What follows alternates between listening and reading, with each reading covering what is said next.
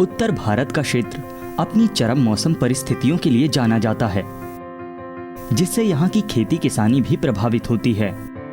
कृषि के लिए ये क्षेत्र भूजल या जल स्रोतों पर ज्यादा निर्भर करते हैं, जिनमें ट्यूबवेल, पोखर, नहरें आदि से जल दोहन किया जाता है। क्षेत्रीय फसल चक्र और सिंचाई पद्धतियों में अत्यधिक जल की आवश्यकता पड़ती है।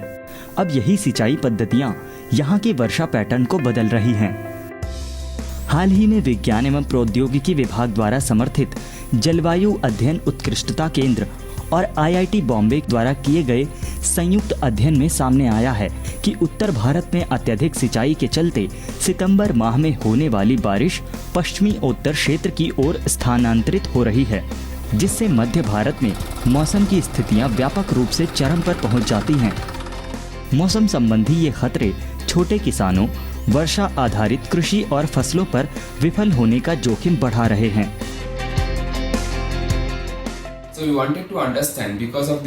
हम समझना चाहते थे कि अनियंत्रित सिंचाई और तालाब जैसी स्थिति की मानसून की बारिश के बारे में क्या प्रतिक्रिया है।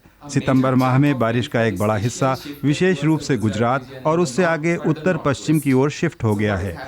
तो हमने पाया कि सितंबर माह के आखिर में जो बारिश उत्तरी और मध्य भारत में होती है वो उत्तर पश्चिम की ओर बढ़ रही है।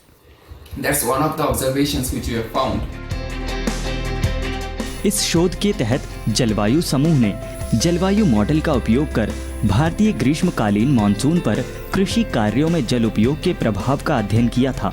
अत्यधिक सिंचाई भूमि की सतह से होने वाले वाष्पीकरण और पौधों से वाष्प उत्सर्जन में बढ़ोतरी कर देती है, जिससे अत्यधिक वर्षा की घटनाओं में इजाफा होता है।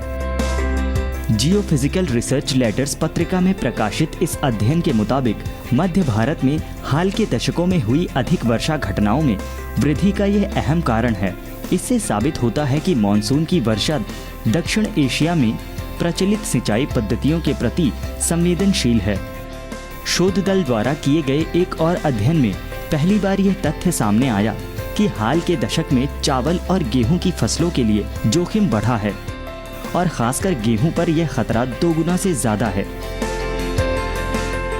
भारत में सिंचाई पद्धति पश्चिम देशों के सिंचाई तरीकों से पूरी तरह अलग है। वहाँ मिट्टी की नमी के एक निश्चित स्तर से कम होने पर सिंचाई की जाती है, लेकिन भारत में हम जानते हैं कि तरीका बिल्कुल अलग है। इसलिए हमने विशेष रूप से भारतीय स्थिति के अनुसार एक मॉडल विकसित और डिजाइन किया है, जिसमें अनियंत्रित सिंचाई, धान की सिंचाई सब कुछ शामिल किया गया है। ये काफी चुनौतीपूर्ण था, लेकिन हमने इसे किया। इस अध्ययन से यह संकेत मिलता है कि अत्यधिक वर्षा और सूखे से संबंधित जलवायु संबंधी खतरे तापमान की चरम स्थितियों की तुलना में फसलों के जोखिम को ज्यादा बढ़ा रहे हैं। भारतीय शोधकर्ताओं का यह शोध प्रभावित क्षेत्रों में उपयुक्त कृषि पद्धतियों की योजना बनाने में मदद कर सकता है।